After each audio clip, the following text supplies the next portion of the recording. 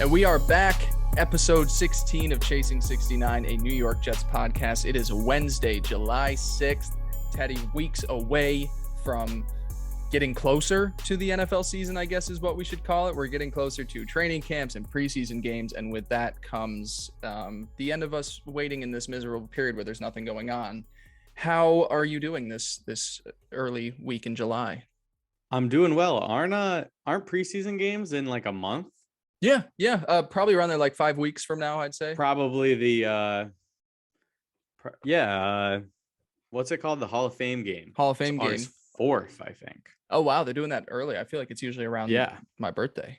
Well, that's, they do that game and then all the other first week games will be the next week. But yeah, a month away. I mean, that's awesome. I was just telling my girlfriend, I was like, we're only sick one brag. month away. Last month without football, I know She's that like, is a sick brag. You.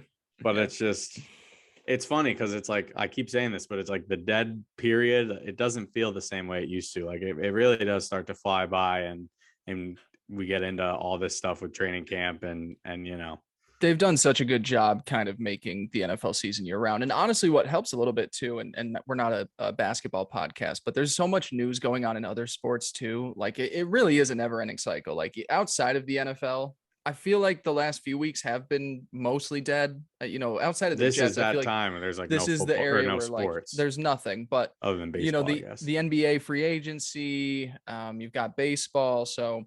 But then also, like the conference realignment in college, that's been something big. So everybody has something to talk about, but we're just a few weeks away. And before we get into everything today, Teddy, of course, we're going to be doing a little bit of a draft between the two of us of some Jets players under pressure heading into the 2022 season. But before we get to all of that, please make sure to follow us on Twitter at NYJ_chasing69. Same for the YouTube channel. Teddy's Twitter is at Teddy Huncho. I'm at Blake Andrew Pace. Like, subscribe, review the podcast, share it with your friends. We appreciate you very much. Teddy, speaking of this dead period, we had nothing to talk about this week. Absolutely. In terms of housekeeping. Anything. I mean, we were texting earlier today, not to say that we, didn't plan this weeks in advance, but we were just sitting here like, okay, what are we going to necessarily talk about? Was that today? Wow. I think it was this turnaround morning. time is we crush it. Oh yeah. Well, smart minds move quick. Yeah, not a ton of news to discuss this week. Not a bunch of news, not a lot to get into. So we thought it would be fun to kind of just go back and forth 5 rounds and take a look at some Jets players with a lot of pressure on them. And so we're going to get into all of that. I have so graciously given Teddy the first overall pick because I think we both have decided we both probably have the same 1-1. But I made a little joke on here because like we always like to do housekeeping before we start off. And I was praying to find something on the internet from the last week or so. And the 2 things that I could find were videos of Mekhi Becton working out on the 4th of July and how it was like, oh, everybody takes the 4th of July off, but look at Becton getting the work in. It's just like, okay, thanks for your service. And then even worse than that was I saw an article and I don't blame people for like, people need to write content. So they'll just take what they can get. But there was an article of Zach Wilson, just like, he's gassing up his girlfriend on Instagram. It's like, cool. What a good headline there. I'd hate to be the journalist that has to cover that. Like, oh, yep, I'm going to write up 500 words about Zach Wilson and his girlfriend on Instagram. So there really is no housekeeping. And that's why I think we can just really get into this draft. Teddy, I don't know about you. We took a lot. I said that we should take a look at the organization as a whole. If we wanted to include coaches, management, or just players. I don't have as many outside of players, but I do have a couple of names in there. We're just going to take a look. The 10 dudes facing the most pressure heading into the 2022 season for the Jets. And we did have a caveat, which I think we should mention before we get started. Oh yeah, I almost forgot about this. Big caveat. We are not putting Mekhi Becton on this list. And I mentioned him earlier with the slow news day stuff of him working out on the 4th. We have spent months talking about him. Literally every episode, I think, has started with him. Yeah. And he's always been in housekeeping. And it's just going to continue, and it's the same conversation. All preseason, it's just going to be that question of how's he doing? What's he doing? Is he out there? Is he performing well?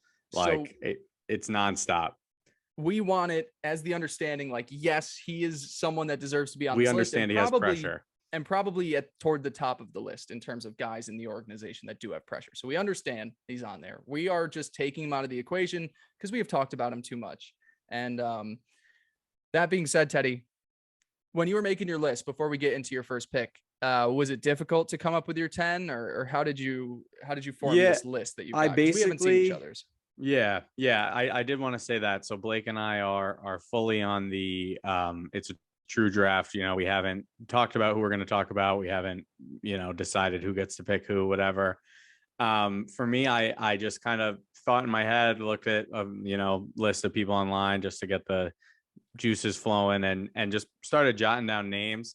I think the first like 5 or 6 came pretty quick, and then there was a few guys that I had like, oh, I could see that they have pressure, but like wasn't necessarily certain they were going to be in the top 10, and then they did end up making it. So like once I got to that 7, 8, 9, 10 range, it wasn't super easy to be like, oh, this guy's facing a ton of pressure, this guy. But I definitely think, obviously it's a young team that needs to improve. There's a lot of players, a lot of people in the organization who have a lot of pressure and need to perform this year. And where, the success of the team or their position group or whatever it may be is going to be a huge for them or huge for the team. I did kind of a funny thing, and I want you to kind of try to do this, but it also, you can answer both. But basically for each player, it's okay, who's facing the most pressure, but then it's, for some of them, it's okay, it's the most pressure to perform for the team in order for the team to be good. And then some of them, it's most pressure for that person as a player, as a coach, moving forward. Are they gonna, the pressure of, are they gonna get another job? Are they gonna get another contract, or whatever it may be? Are they gonna stick around with the Jets? So, you can say team, you can say the person, you can say both if you want. But as we go through, I'll be saying that as well. So I think that's great that you said that. And then I think a lot for some of these guys too, some of the pressure has been put on by themselves. And then there's some people that just, unfortunately, they got pressure on them because of the fan base, of maybe their salary, maybe their draft slot. So like, there are guys on this list that didn't put this pressure on themselves. They didn't ask for any of this, but I just think that that's also fun to mention, because some of these guys have put the pressure on themselves. And then some of them, they, maybe they're fresh or they're new, and because of what they are supposed to bring to the team, that adds pressure. So yeah, no, I like that you said that. Take it away. Who's your 1-1?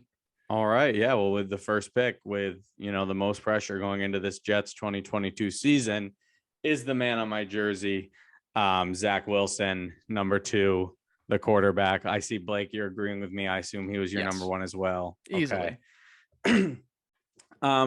Yeah, it's obvious, and that was when I started my list, I almost kind of wanted to be like, well, I don't want to talk about him first, but he deserves to be first, because the pressure of the team is 100% on Zach Wilson. He's the quarterback, he's the difference maker.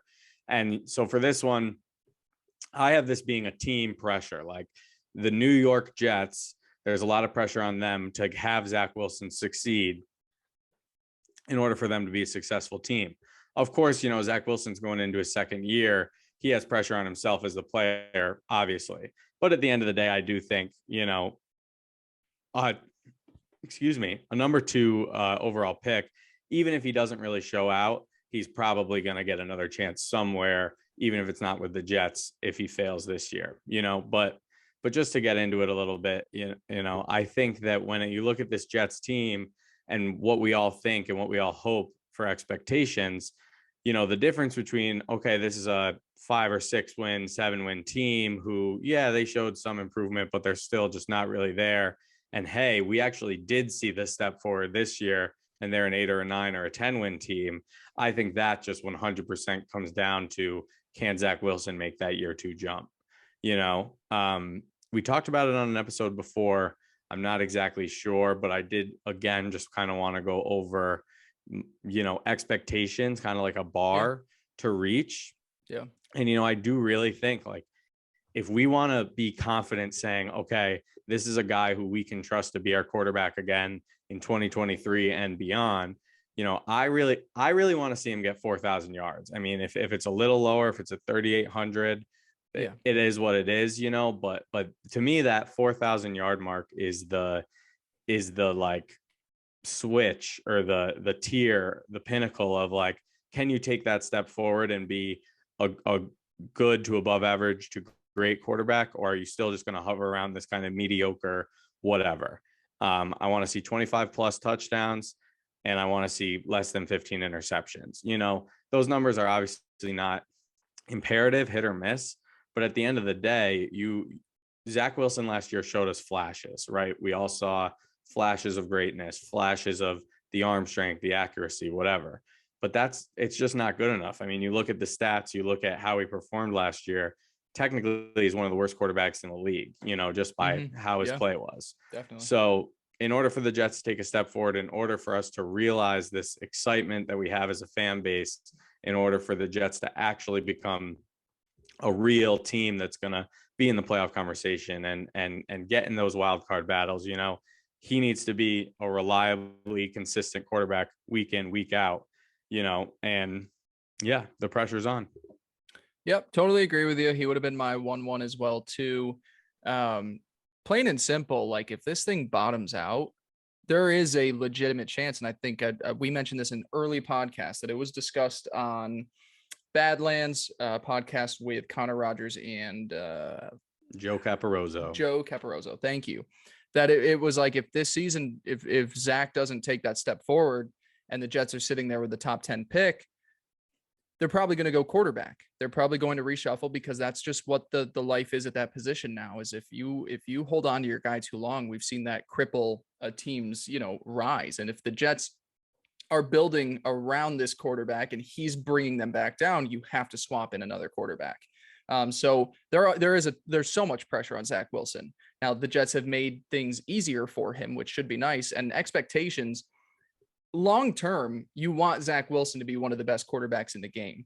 For next season, if he can give me 2019 or even this past season Jimmy Garoppolo stats, give me that all day, because that contributes to winning. Jimmy G 2019, when the 49ers went 13-3, they made their run to the Super Bowl, completed 69% of his passes, just under 4,000 yards, 3,900, 27 touchdowns, 13 interceptions. Give me that. There it is. I mean, that's the line. It is. That's what it is to be a winning football team, with a good team around you, where the quarterback doesn't have to be a superhuman. Now, if the completion percentage is a little bit lower, I think that's understandable. I don't know if he's going to be at 70%. He is still a little bit inaccurate at times. And if it's in the mid 60s, I'm not going to shoot him over that, because there's a lot of worse things that he could be doing. To me, it's the got to move up from 55 or whatever. Exactly. It's got to be up. It has to be. And that's where I hope, and you look at the guys that they've brought in, that it changes that. The life being easier with 3 really good wide receivers, good tight end room, good offensive line. The Jets have done everything they can to make life easy for him. He now needs to at least be an average level quarterback, if not slightly above, to give the Jets confidence moving forward into 2023 and beyond, because I truly do believe top 10 pick, and it needs to be, it's not going to be one of those fluky seasons where say things go terribly wrong, injuries, all that, knock on wood. That's something that you can't put on Zach. But if this team is healthy, if this team is good and competitive, and he is what's holding them back, they have no choice but to make the switch at that point, because this class is fucking loaded next year. People think, I don't think there's going to end up being 7, but there's at least 5 and probably a 6th quarterback that go in the first round. Yeah, and I mean, we're all excited about the pieces we put around him. I mean, I think obviously we need a lot of those to hit, but it seems like we're building to a place where we're, a quarterback away, and that's either going to be Zach Wilson or it's not, Exactly. So the pressure's there, obvious 101 for us both. Blake, I'd love to hear who your number 2 guy is. I'm curious what you're going to think about this. And it's great, because like I said, the way I tier mine out, I have 4 guys that I have kind of in the same group. I had Zach obviously as my number one guy. And then kind of like what you said, 6 through 10, kind of a little bit of they have a little bit of pressure on them. We talked about this guy the other week. My number one pick is going to be Carl Lawson, edge rusher for the Jets. All right. Just because, and this is one of those guys where the pressure has not been put on by himself. There's nothing you can do to avoid a season-ending Achilles injury. But the pressure has come from, he was the big signing officially 2 off seasons ago now. He's brought in as this big time edge rusher. That Robert Saleh loves to have this freak wide 9 tech edge rusher that can get to the quarterback, and maybe it's not sacks, but he's getting pressures, he's getting quarterback hits, he's changing the game up front, and he was paid as such. And we've spent the last 16 months now just being we got Carl Lawson, we have this tone setter at the edge. And one of the top 3 most important positions in football, I'd say right now, I usually go quarterback 1, cornerback and edge rusher are kind of going hand in hand together, wide receivers up there too, but plays an extremely important position, should be the leader of that defensive line. There's young guys around him. Not that he's super old, but when you think of opposite him, you're going to have John Franklin Myers, and you're going to have Jermaine Johnson. Quinnen's still pretty young. He's supposed to be the leader of that front 7, or at least the front line. And kind of just building into the prime of his career. This is the time where he's supposed to take off and be one of those top tier edge rushers. And I don't know if it's his fault. It's not his fault that he got hurt. It's not his fault that the Jets fans are super excited for him to come back. But I do believe that, the pressure is on for him to live up to that. Now, he's not going to be gone if this season doesn't go well. There's a lot of guys on this list that we're going to get to where, if things go bad this year, they're going to be on a new team, or they're going to be searching for a new job, et cetera, et cetera. But Carl Lawson's a guy where I think of who is the most important player on your defense. There seems to be a lot of expectations that he's going to be that guy. And that's a lot of pressure for a guy that has missed an entire season, hasn't been really considered as an elite pass rusher, but it seems like the expectations are for him to be one of the best. Yeah, I totally agree. I have him as was he on your list? Yep, number 3 guy. Okay. Cool. What I want to push back on is you're saying he's a guy who he's still going to be here.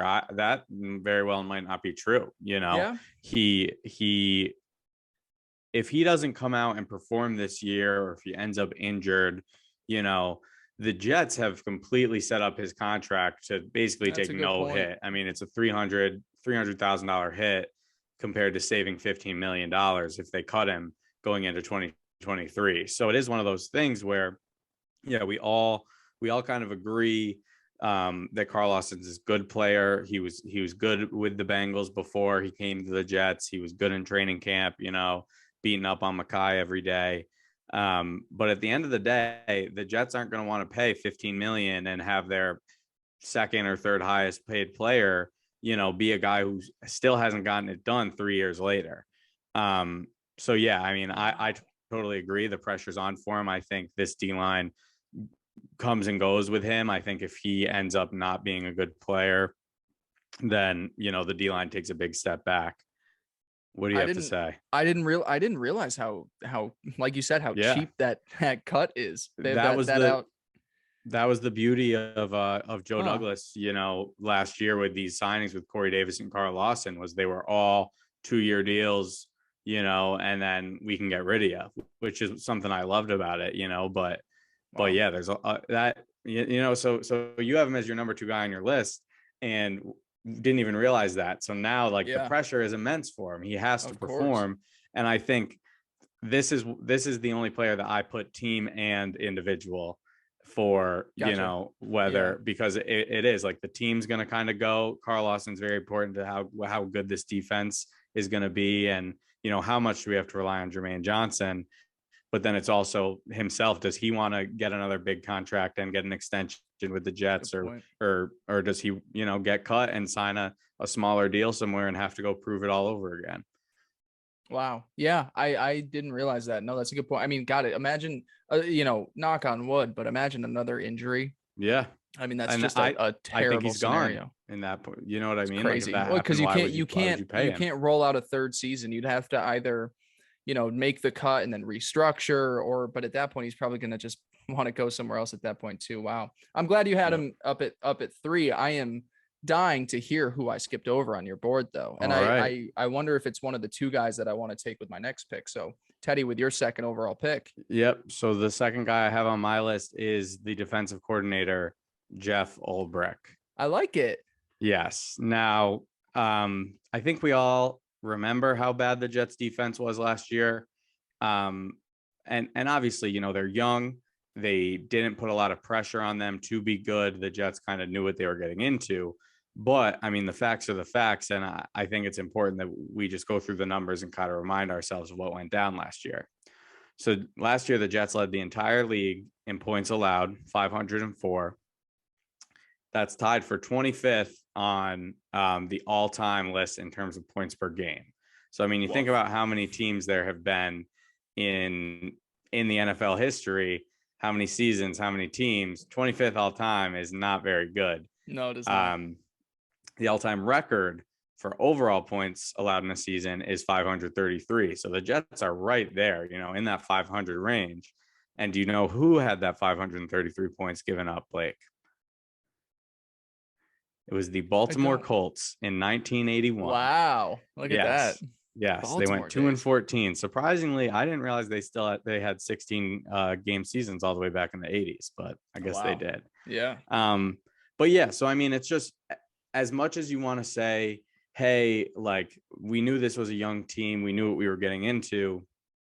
The numbers just don't lie, and it just simply wasn't good enough. Like you can't give up that many points, you can't give up that many yards. So when you think about this coaching staff, I do kind of feel like unless the world is ending and we're at a rock bottom situation this season, I think it's going to be hard for them to make any moves, kind of getting rid of the coaches. I think they're all going to stick together at least one more year. Yeah. I think Joe Douglas has done enough where he's positioned himself to kind of be safe for 2 more years, and he's going to bring these guys along with him. But if one guy is to go, if they say, hey, this was a bad year, we need to make a change, Ulbrich right now is number 1 on the chopping block after last year. And you think about Robert Saleh is kind of the defensive mind you think of when you think of this Jets. It's not the defensive coordinator. So that is that kind of expendable position where, okay, you're not cutting it, we'll get someone else in here. Right. Now, I kind of started this whole situation or whatever monologue I'm giving with the Jets were very young last year, and I think they've improved the talent on their defense drastically. I do, so much. Even if they're still not going to be a great defense, the step forward they've taken from a talent perspective is huge, So I don't think it's going to happen necessarily, but the pressure is 100% on Ulbrich to get this defense where it needs to be. So yeah. I think that's a great point. And like you said, there's a ton that went against him last year with how young the team was, and then you lose guys to injuries. But when you kind of look at the flip side and with the offense, it's like they at least started to pick things up at a certain point, and they got into a good groove at the end of the season. And, I think of the Tampa game where they started pushing the ball down the field, and you saw some of the young guys with promise start to really pick things up. And don't get me wrong, there were guys on the defensive side that showed that they, have earned their spots on the roster for the next year, but it wasn't there. And so when you look at that, and yeah, you're right. If there's a coach, if you had to pick one coach that, say the season wrapped up in January, whenever it did this past year, and you're like, all right, we got to get rid of one of these guys, you're going to take Ulbrich. He's the guy that you're going to let go. And it's funny, like you said, Saleh is the guy that you think of with a defensive mind, but he's letting Ulbrich kind of run the show over there. Like he's letting him take the reins on that. And so, yeah, I like it. I had him a little bit lower on my list, and I kind of probably with what you said too, I think this coaching staff is pretty set together. And to the point where I think even beyond this upcoming season, to me, it's not fair that it should be this way, but I think that because of how much The coaches are respected, and I think that a lot of that hinges in with Saleh. I feel like he is. I don't want to tip anything away. I don't have Saleh on my list. Yeah, I don't I have want to him tip pretty anything low. away. I don't have him on there. He was on my just missed because I truly believe that I think he's done so much good in the face of the Jets, where to me, like, I really do believe, and it's not fair that he should be a scapegoat, but I do believe if the season goes terribly wrong, they just reboot things with a new quarterback next year and move forward. Not that that's fair, but it is probably the case. And we've seen it happen a bunch of times in the league before. And it could very well be the right thing to do, because I do think the way that players talk about Saleh as a person, as a coach, the way people talk about LaFleur, I think that this coaching staff is pretty strong. So like I said, I had Ulbrich a little bit lower, but I still had him on my list. So I think that's a solid pick. And yeah, the defense does need to take shape, next year. And there's a lot of good offenses coming through New York. And so, hopefully these young guys they've drafted can take steps up. Hopefully the defensive line, a fully healthy defensive line, makes life a little bit easier for that back end. But definitely needs to be some pressure on the defensive coordinator, because if things don't go well, that he is the guy that will kind of get the axe. Oh, now because since I didn't have one of my top two guys taken, now I'm kind of trying to decide who I want to choose. Oh, but that seems like you got me stuck here, Teddy. I was hoping you were going to take one of these two guys. That's interesting. I'm excited to hear who you pick. I think you might. There's a chance you might get them both, because I don't think my next two guys you're going to have. Okay, then fuck it. I'm going to stay on the defensive line. I'm going to take Quinnen Williams. Okay. I'm going to take Quinnen Williams with my second pick. And we talked a little bit about this when we went over the defensive line Reading the Room series. Quinnen Williams, to me, has not yet lived up to his draft slot. And like I said, sometimes you can't blame guys for where they are picked in the draft, but they invested a top pick into this interior defensive lineman who should be a beast on the field. And up to this point has had, glimpses, and he's had strong games and he's had good stretches, but it's not what you would want from, a guy that you would want to be one of the top interior defensive linemen in the league. Now, up to this point, he has not had a lot of great help around him, but the pressure becomes heading into this season. This is where your money's coming. And this is the pressure for yourself. Like, you're playing for that second contract right now, and you have the best situation around you to make the most out of that. So when I take a look at where they've invested in him, what they've invested in bringing him into New York, and what he's delivered in the meantime, he's a very good player. Like, I don't want to think that I'm saying that he's a bad player, but there is this expectation that the guys that you take at the top and a guy that's an important position on the defensive line, there needs to be some sort of takeoff. And you would expect it to be this season, but kind of like a situation with Zach Wilson, where, like, if you're looking at these guys and halfway through the season they haven't lived up, you're like, okay, well, what do we do beyond this point? What do we pay a Quinnen Williams? What kind of contract extension do we give him? So I can see that maybe he wasn't toward the top of your list, but I'm curious your thoughts on that. Yeah, I mean, surprisingly, the thing with Quinnen, I think he is higher on my list if I was just saying who's got the most pressure. I think because I had Lawson so high, I kind of wanted to put him down, Quinnen down, because I didn't want to just overload it with D line. So it's funny that you took them both back to back. Yeah, back to back. But no, definitely a lot of pressure, and you hit it exactly right. It comes down to, he's a very good player, but is he going to take that step to being the guy we thought he would be when we drafted him? Is he going to be an all-pro type of guy? For me, it's just like not for me, for the Jets, this contract discussion is ongoing right now, and kind of earlier in the summer, there's articles coming out. Is Quinnen Williams going to get extended? Blah, blah, blah. I really think that, based on what we know with Joe Douglas, I don't think he's in any rush to get that deal done. I think he wants to see Quinnen Williams prove it, this season. Yeah. Yeah. And I just think that, like, well, you can with that point, I just want to say, I also think Quinnen shouldn't want that right now. I don't know what number he thinks he's probably worth, but I would assume he would probably also be. I think both sides are like, this is the ideal situation for me. Yeah, that's a good point.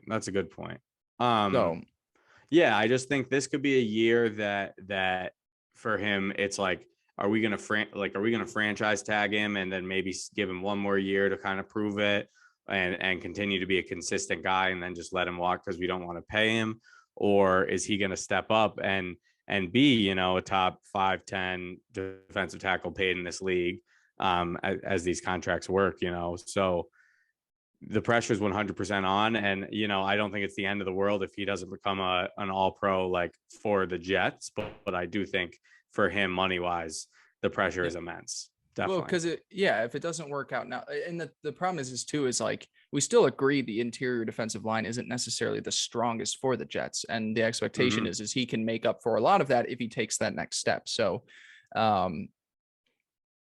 I'm just thinking about it. I'm mad that I told you Salah wasn't on my list, because now you can just wait to take him at like pick 9 if you want. But Teddy, moving along. What? Go ahead. Yeah, but I have a feeling we're just not going to pick him. But that's okay. That's fair. Yeah, that's also fair. All right, Teddy. Third round. Third pick for you. Yep. Who's got pressure? Right. So under pressure.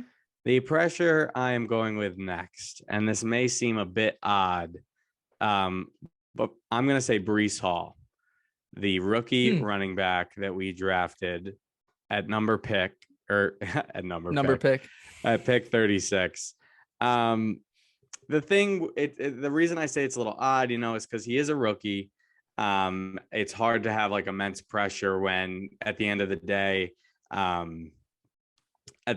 like if he doesn't really perform, it's not going to be the end of his career. It's not going to be the end of the world.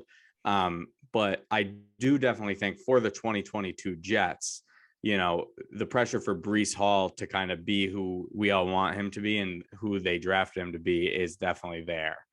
I think the expectations that the fans and even, you know, the overall greater NFL community has put on him are very, very high. That's coming fair. out of the gate, you know, and granted, these top picked running backs who sure have taken, the NFL's kind of adjusted. They don't get picked in the top 5 anymore. They get picked in the second round now. But the number 1, 2, 3 running backs drafted in the NFL drafts in the past couple of years have really succeeded, you know, and they've done well and they've shown they're worth their picks for the most part. So I think it's expected that the expectations are so high. That's a tongue twister. But I mean, Breece Hall is like the type of guy who he's already a top 20 back for fantasy this year for all my fantasy heads out there. And he's like a top 8 dynasty fantasy running back for the long term, you know? So the NFL community has bought into him. I've bought into him. And when you look at how the Jets were last year at rushing the ball, we weren't very good at it. Yeah, I liked Michael Carter. We all liked Michael Carter. We saw what he did. The Jets were still 27th in rushing last year, you know, and it just seems like him and Tevin Coleman and Ty Johnson, that's just not enough to get it done. So for me, like in order for these, if the Jets can have a running game led by Breece Hall with the Michael Carter to back him up, where he's dominating, you know, and week in, week out is getting good push along the line and you know, getting those valuable yards, that will just be so huge for this team. So yeah, I think the pressure's there. I mean, I really personally want to see him rushing wise in the top. I don't want to say top 3rd, even though that is what I want to say, but I'll say, you know, top 18 to top 12 type of back in terms of, I want to see him have 800 to 900 rushing yards, potentially breaking that 1,000-yard mark, because there's really no reason he shouldn't. The Jets are going to give him the ball. He's also going to be involved in the pass game. He's going to be out there on a lot of downs. So, I mean, he really should show out. And if he doesn't, it's kind of like, well, hey, the Jets, they took that luxury, I say in quotation marks, luxury pick, you know, in the beginning of the second round, and they basically got just another guy for it. Yeah. No, I like the pick, and he was in my consideration for that. Like I said, there was a bunch of guys in that 7 to even, you could go as deep as 15 with this team. Honestly, I didn't end up having him in my top 10. I should have, though, probably looking at some of the names I've got at the bottom of this list. It's like, yeah, there should be more pressure on Breece Hall than, I wonder if I'll get to mention this guy's name. We'll do some honorable mentions at the end, but there's a guy I have on here where it's just like hilarious that he's on my list. No, you're right. Look, the only The only counter that I'll give is that I think that this should be a rush offense that isn't a stud running back dependent. And I think you saw that in glimpses with Michael Carter. There were some games where he was phenomenal. He was one of the most efficient running backs in football last year. And maybe I'm just stuck in my ways of like watching this offense run in San Francisco with a bunch of nobodies. And, I think that everybody wants to have a great running back. Everybody does. But sometimes it's been seen as not needed. So maybe that's why I bumped him down a little bit. But yeah, no, there should be pressure on him. It's not even the fact that he's drafted as the top running back of the class. And it's like, we're inserting you right into this as the lead guy. You are getting it. The guy that we had here that we drafted it with our mid-round pick last year, we are going to make him your Robin. This is your opportunity come season. And the pressure not only on it because of that, but to help out the passing offense, the run establishes the pass, and they are going to harp on that the entire season because that's just what this offense is going to be. It's going to be running the football, setting up and making life easy in the passing game. So I totally agree. Pressure on Breece Hall. I am going to go with a guy that I think has pressure to make a lot of these other names work. And I was going to take him a little bit lower. And there's a mix of things. There's pressure on it for it to all click together this year, but there's also a lot at stake for this person. And I'm going to go offensive coordinator Mike LaFleur. And to me, I think everybody knows, like, if this season goes really well for him, there's going to be interviews, there's going to be job offers. There's a chance that he could become a head coach if things go really well with this offense. The only problem with that is there's a lot of new pieces that they really have to make click early on, and a very tough schedule early on as well too. So not only are you bringing in a new left guard, hopefully a returning right tackle, a new rookie wide receiver, young quarterback, starting running back, all new tight ends. There are so many new pieces for him to figure out pretty quick because, like I said, if this thing doesn't really hum offensively, it's not going to be looked at because of him, but there is the expectation that he is this guy that is ascending through the ranks of the NFL to becoming a head coach. And it's like, okay, how quickly can you make all of this work together? So as a guy that I think should eventually work his way to a head coaching gig, and just because of how well I think they finished last season, I think there's pressure on LaFleur to, hit the ground running with all these young pieces, help elevate Zach Wilson to that Jimmy G level at the very least, to make sure that the run game is dialed up where they're, bouncing off of Breece Hall and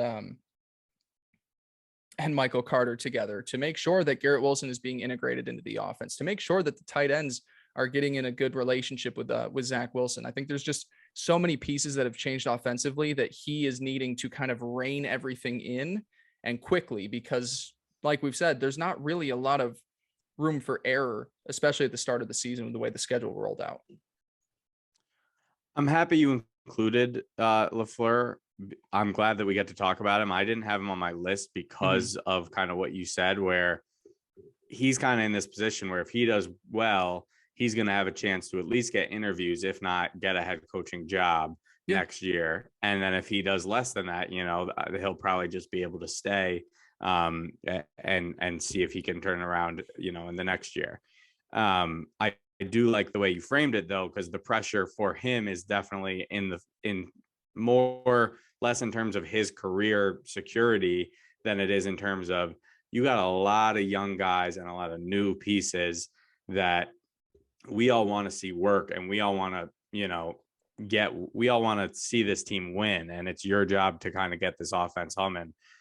So I definitely think when you think about it in that perspective of kind of fitting all these pieces together, figuring out the proper way to use, Corey Davis, Elijah Moore, and Garrett Wilson, figure out the proper way to use Michael Carter and Breece Hall to where they're all still happy, and you have a good locker room, but everyone's getting, the correct amount of work for this team to succeed. So I'm happy you brought him up. It wasn't on my list, but definitely a good pick. Yeah. And I just think it's the fact that and it's not their fault, but the Jets have been hyped up into this, this is where they take the next step. And then you look at the schedule and it's the fucking AFC North with 4 great defenses. And then you go into Green Bay and you've got Denver, and it's like, a lot of teams that are new and forming things, they need like 5 or 6 games to really get things humming. And when you don't have the chance to do that, you start out 1-4, 2-5, like that's an uphill battle to climb. And you're right. Yeah. He could have a down season. The offense could pick back up next year with a new quarterback or whatever changes they make. Like, it's not like if he doesn't do well this season, there's no future job for him. But I just think there's a lot at stake for him where if it does go well, he could really speed up that process and get a gig soon. Definitely. Yeah, well, I will go with my next pick. What am I on? My fourth pick? Your fourth pick, yeah. My fourth pick, the number 7 pick overall. Players with pressure, and I'm going to go with number 84, Corey Davis. I'm glad you took him. You know, a lot of people viewing this guy as the wide receiver 3, you know, which we'll see how that goes with these younger guys, but that is probably where he'll end up seeing himself. I think with Corey Davis, similar to Carl Lawson, we talked about it at the top, was after the season, the Jets could cut him for basically, you know, nothing. I think it's almost 700,000 in dead cap, which is basically nothing. And then they're saving, you know, $11 million. Corey Davis, just to kind of remind everyone, he was fifth overall pick in 2017.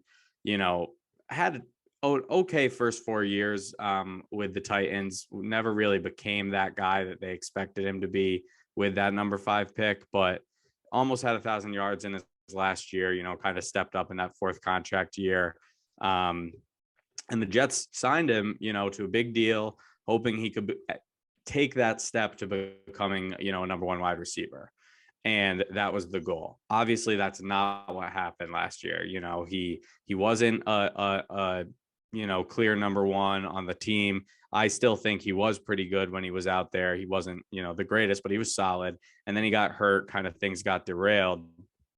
But the thing with Davis is him producing, this is the pressure on himself. You know, it's, if he doesn't end up, you know, stepping up or kind of bouncing back from this injury, it'll hurt the Jets, you know, this year. They could definitely use Davis, especially for Garrett Wilson to get his feet under him for a bit, but it's not going to be the end of the world for the Jets, especially long term.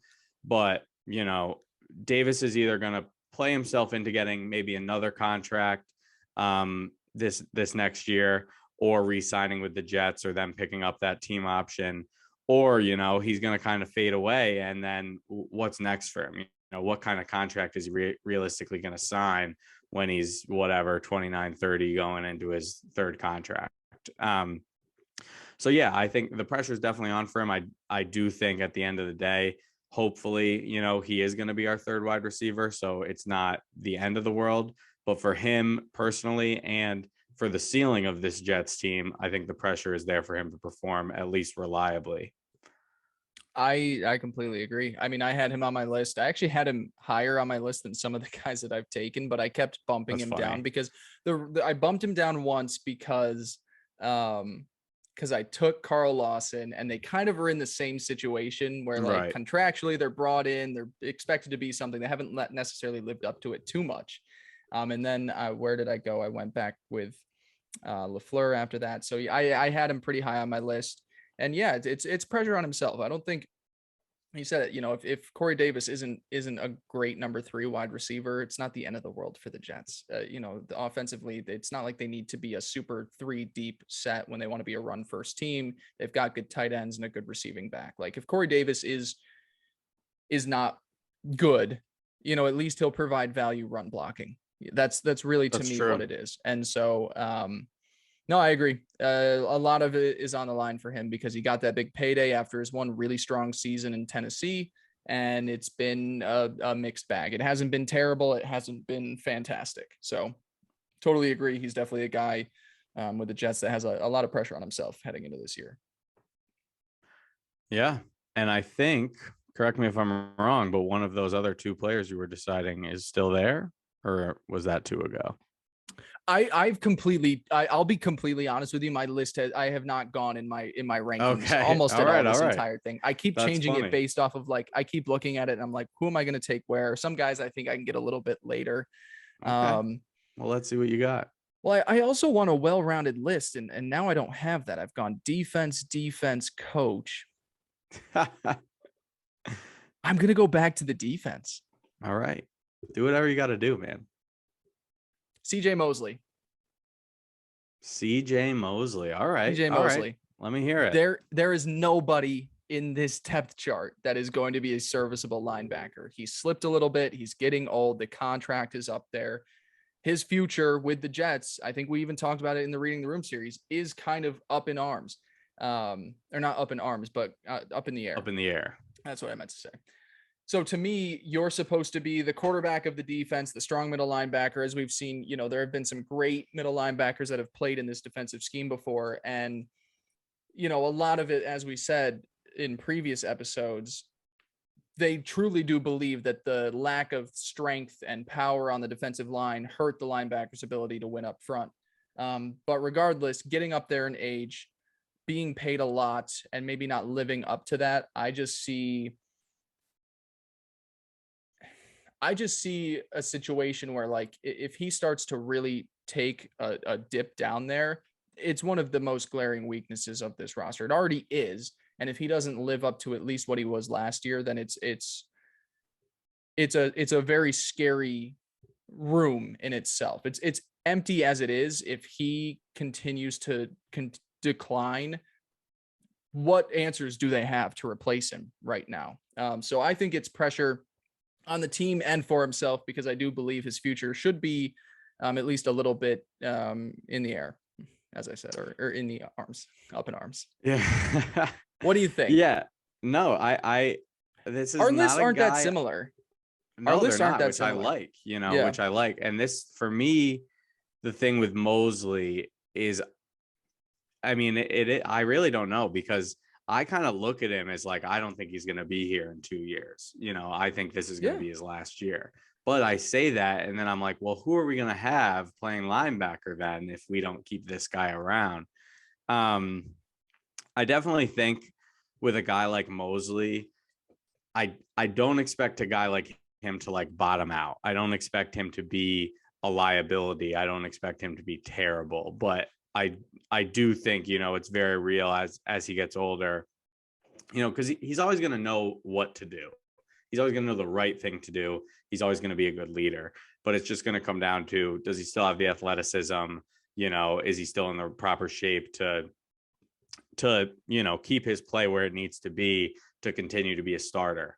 So yeah, I mean, not a guy on my list, but the pressure is definitely there for him. I definitely see where you're coming from. Well, and for himself too. I mean, and it's kind of like what we were saying with Carl Lawson, and 300,000 versus 3 million is a little bit different, but they do have the potential to cut bait with him, and they lose about 3 million against the cap. That's a lot different than paying him 18.5 million next year. Yeah. So that's the crazy part, is like, yes, he's only getting older. That's kind of why I do think, like, sorry to interrupt, but that's kind of why I do think, like, I don't see us paying 18 million to him. I mean, what's he gonna be, 32? Like, I don't see it. 31 for the 2023 season. Yeah. And it's like you said, if he's not at that level where you want to pay him that much money, what the fuck are they gonna do? Yeah. What do you do at linebacker? Hopefully this next guy with pressure on him that I'm about to take with my last pick, let's hear it, step up, and that's Quincy Williams. I like it. Yeah, that'll be my final pick, right? Is that where we're your at? final one? Yeah. So yeah, the thing with Quincy Williams, I mean, the pressure for the team is obvious for everything we just spoke about with the linebackers. The room is just a weak room, it seems, unless one of these guys steps up. And currently Quincy Williams is shoot in at that starting position. He's the guy who's going to get the nod, but is he going to show up and say, yes, you can trust me with this? Or is he, going to be just kind of all right, you kind of hover around, maybe you'll play a little, maybe you'll be on the practice squad, maybe you'll be a special teamer. Like, he could very easily kind of take that step back and just fall into those, players 40 through 60 on a roster. The thing with Quincy as well, for the pressure that's on himself, is, the Jets already brought in Quan Alexander, for an interview or a workout or whatever it was. They already offered him some type of contract that obviously didn't get accepted, but I personally think Quan Alexander is going to be a Jet before week 1, or it feels that way. And that what that comes down to is how well can Quincy and some of these other young linebackers play when at the beginning of training camp, because I do think the Jets are just kind of in this space where they want to get those guys reps. I mean, that's what they did last year. That's what they're going to do this year. They don't want to take reps away from these guys who could potentially fill that hole. But at the end of the day, they know, hey, there's potentially this guy who not a lot of other teams seem interested in right now that we can just bring in, and we know we're going to be able to trust him on the field. So I think for Quincy Williams, the pressure is, number one, is he going to claim that starting role? Because there's a guy who might not even be on the team right now looking over his shoulder. And then, number two, is he going to end up signing a contract, maybe re-signing with the Jets, getting a decent payday for, 5-6 mil or whatever it is? Or is he going to end up, being just another guy floating around the league? Yeah. No, yeah, I didn't have him on my list. I didn't. And but it's a great point. And like you said, you honestly could pick anybody at the linebacker position, be like, someone needs to step up. And there's a lot of potential fallout where a lot of these guys are looking for their next job if they do not perform. Yeah, I mean, the opportunity is right there. It's going to be hard for him to not take it unless, like you say, Quan does come in, which I probably would expect as well too. I think I truly just believe they're waiting on him for the injuries to kind of really clear up and be pretty confident. But no, that's a good pick. And wrap us up here, Blake. I don't have anybody on offense that I want to take. I should have just taken Corey Davis. So I'm going to have a full defensive room. That's fine. How many offensive players do I have? 1, 2, 3. Zach. You're 3 almost. of 5. 3 of 5. So not too different. I am going to go with Sauce Gardner. Okay. Sauce Gardner. Next pick.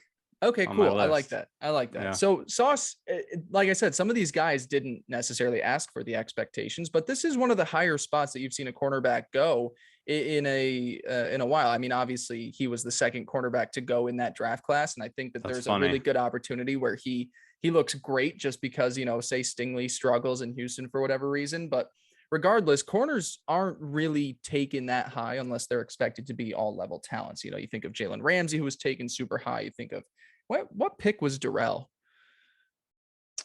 Man, I feel embarrassed not to know. I don't even think he was that. We're gonna have to look. I put you on the spot there. I'm just gonna pull it up while we've got this, because I mean, you're right though about that. I mean, these high corners, even some who haven't worked out, I mean, the expectations are there. The Okuda, Surtain, who else? Whatever else the guy was last year drafted. He was taken at 14. So even he was taken 10 picks below Sauce. I think what it comes down to is, like, we've talked about how bad this defense was. And obviously it's been so bad because a majority of our list is made up of defensive players on this team. But on the back end, and the way that this is a passing league now, the expectations are coming in and he's balling out. And of course they bring in DJ Reed on the other side. And he's a guy that could be thrown into this too, just because I think, Sauce has years to get better, where Reed is a little bit more established. But I think the expectation is he comes in and he's the number one corner that's shutting down guys like Tyreek and Jamar, and he's traveling around. And because of how well he did in college and how amped they are about getting him with the 4th overall pick, the passing defense has been abysmal for the Jets for years and years and years. And he's supposed to be at least part of the solution, and probably one of the bigger parts of the solution they've had. So that's where I'm going to go. My boy Sauce with my final pick. Yeah, I like the pick. I mean, definitely the expectations and the pressure just comes from being that, 4th overall pick. All the fans, all the NFL talking heads, who are saying, what did Peter Schrager say, in Flight 22? He said, this is a guy who's should be a 10-year starter, that is going to be out there producing. So those expectations are there. And I mean, for me, this cornerback room, like, that's what I'm most, when I look at where we were last year and where we are this year, that's like the thing I'm most excited about. The room we improved the best. Yeah. Day and night. So it's just, if he doesn't live up and he ends up being not that great, that would hurt. But when you were mentioning the names when I was looking up Revis, did you mention Jeff Okuda? yeah, I said Okuda and Sertan, and The Horn was thing the guy I was trying to think of. the thing with Okuda, and he's what, 2 years in now? His third year. He was the third overall pick, and that right now is being looked at as like a terrible miss on their part because he hasn't lived up to that yet. So like imagine I believe he's not currently a starter. I believe he's like doing second string. He got hurt in OTAs. He got hurt halfway through, but if he is, that's insane because he was expected to be like this top tier guy. So I mean, that's how crazy like these picks can be sometimes. So yeah, I mean, you pray for any situation that isn't that. So hopefully Sauce can live up to those expectations. I mean, just the fucking schedule, dude. I'm gonna keep harping on the schedule again. It's Jamar Chase, it's Chase Claypool, it's Tyreek Hill twice a year, it's Stephon Diggs twice a year, it's N'Keal Harry. I mean, going back to that argument that so many Jets fans had in the draft of do we need to prioritize a cornerback because of these other wide receivers in our division and on our schedule period. And it's like, sure, maybe that's not the only reason that the Jets need to prioritize a cornerback, but that doesn't mean it's not real. Like we are going up against Stephon Diggs twice a year, and who's going to be expected to guard him? Sauce. That's a lot of pressure. Who's going to be expected to lock down Jamar Chase and T Higgins when we play them? Like Sauce. Who's going to be on freaking Deontay Johnson or whoever it is on the Steelers? Yeah. Sauce. Like all these stud Amari receivers. Cooper on the Browns. There's so many good receivers in the league, Yeah. Tyreek Hill is on the Dolphins. He's going to be running around, and hopefully Sauce is hopefully his length can help him there. But yeah, no, definitely a good pick. So yeah, I got to say, Blake, I mean, I got 4 of my top 5 and 5 of my top 7. I love it. And I got 3 guys left on my list of 10 that were unpicked. I have 3 on my list too, but they were 3 that they're my 8, 9, and 10 where I was just like, I have you on here. Yeah. Go through, who are your honorable mentions? So my honorable mentions, I had Robert Saleh, like we talked about. Okay. I mean, obviously there's pressure for the coach when you have a bad team, but as we both kind of discussed, I don't really see them moving on from Saleh unless we hit a rock bottom, 3 or 4 win season. Another guy I had, I don't really think there's a ton of pressure, but Elijah Moore, just because I do think like there's a mix of a lot of people have just kind of been like, oh, okay, Elijah Moore, like he's just going to fill in as that number 2 guy, whatever. I think Elijah Moore very well, like can kind of prove those people wrong and be like, don't forget about me. Like I showed last year, I should be, thought about in this league as a top receiver. And I think there's just kind of pressure to perform, like more prove that others wrong than actual pressure for him. When you show the glimpses that he's shown, it's like, what is this going to turn into? Can this be like an every Sunday thing? And then, the last person that I had, just had to get it in there was Denzel Mims. I was waiting to see if you had him on. Which, I didn't really want to talk about him again. But at the end of the day, the pressure's there for him. Like, sure, is he going to be an NFL receiver or not? You know what I mean? Like, is he going to get cut from the Jets because he doesn't help on special teams? Is there any reason to have him be your number 5 guy, or is he going to be a practice squad player? So that's it's pressure on, the draft stock. It's pressure on him. But, I knew I wasn't, literally when I made my list, I wrote out the names and then started putting numbers, and I just put 10 next to him because I was like, I'm not going to pick him, mentioning, but I want him on my list. Right. Yeah.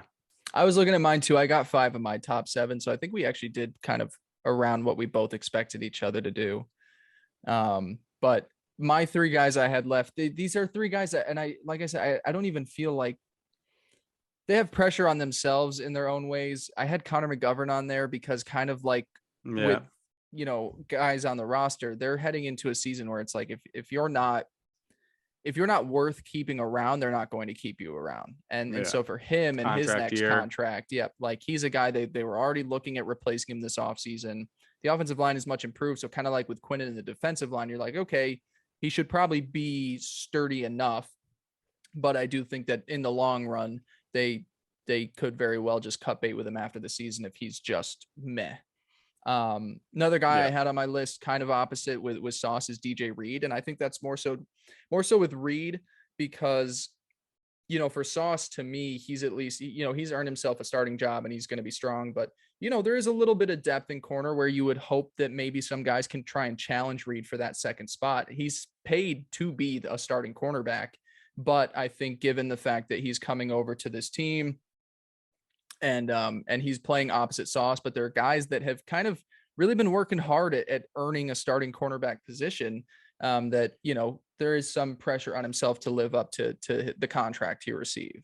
I like that you brought that up because I do agree. Like, there's a chance Bryce Hall could show out, and earn that spot. Obviously they're paying Reed to have it, but yeah, no, I like that you brought that up because that is pressure on him to just win that starting role.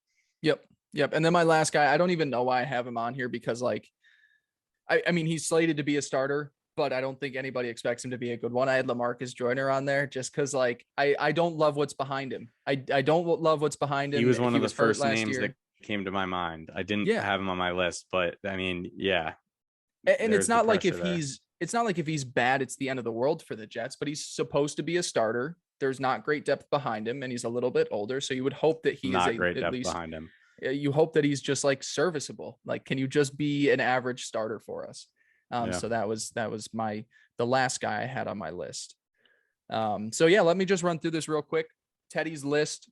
He's got Zach Wilson, quarterback, Jeff Ulbrich, defensive coordinator, Breece Hall, running back, Corey Davis, wide receiver, and Quincy Williams, linebacker. My list, I've got Carl Lawson, edge rusher, Quinnen Williams, defensive lineman, Mike LaFleur, offensive coordinator, CJ Mosley, linebacker, and then Sauce Gardner, cornerback. So very defensive heavy for myself. Teddy got a good mix in there too. I feel like on the graphic, yours is going to look pretty good next to mine, especially getting the white whale Zach Wilson at 1-1. And I just want to put it out there for a third time, and it's going to be on the graphic. We just did not want to talk about Mekhi Becton. And so that's why he is not on this list. He should obviously be, I don't know if you would have put him at 1-1. I would have at least had him at 1-2. I would have put him at 1-2. Yeah. So yeah, I think that, we're sick and tired of talking about him. But Teddy, how do you feel about how your draft went? You feel strong with your list? No, yeah. I mean, at the end of the day, they're everyone we talked about, has a lot of pressure, and I think you kind of got the more, like, Carl Lawson and Quinnen Williams especially are like two guys who really have a lot of pressure, who I just kind of lowered on my list because I wanted to talk about other guys. But no, I mean, this is a fun exercise, and I really like to see that, our top 10s were not similar, and we had a lot of guys who the other person didn't even have, so that's interesting. And it just goes to show you that there really are, I mean, 15 guys that you can easily think of with pressure, a lot of pressure to deal with going in. So there's pressure on the Jets to be good this year and not continue to do what they've done. They freaking have done all the right things. I did just want to say, I kind of wanted to be just put this out there that the person I really think has not a lot of pressure is Joe Douglas. Yeah, same. I didn't think about putting him on the list. Regardless of results, I know it's a results driven business, but the success he's shown just in his process is just so insane. Coming out of this draft with, 3 of these top players on their boards and whatever, what there's if all no of them way. suck? That would be crazy. But I mean, you even look at okay, sure, every first round draft pick is a dart throw, but it's okay, well, I mean, if you have 3.5, you count Breece Hall, it's one of those guys is probably going to be pretty good, probably 2 of them, so yeah, I definitely don't think, but no, yeah, fun exercise for sure. Definitely. Yeah. I didn't have him on the list, but it will be funny to see Zach Wilson takes a step back, or doesn't take a step forward, maybe, because I don't know if there's necessarily a step back to take. Yeah. But if Zach doesn't take a step forward and say the rookies don't really hit it off, I mean, there could be some semi pressure, but I think in terms of at least the 2022 season, I think he's pretty safe. Yeah. They would need to be really bad. Oh yeah, awful, all time 0-17. Yeah. Cool. All right, Ted. Well, that was fun. I wasn't sure if we were going to be able to get too much time out of it, but we're right around the hour mark. So goodbye us. Good for us. Yeah. We're always doing that shit, being Yep, good. always talking. Well, thank you guys so much for listening to another episode of Chasing 69, a New York Jets podcast. As I mentioned at the beginning, you can find us on Twitter at NYJ_Chasing69. YouTube, same page. Teddy at Teddy Huncho. I'm at Blake Andrew Pace. Teddy, I'm going to get back to writing. Isn't that fun? Can't wait. Gonna pick that right back up when there's stuff to start talking about, obviously. Yeah, but that don't write be any articles about Zach Wilson's Instagram feed.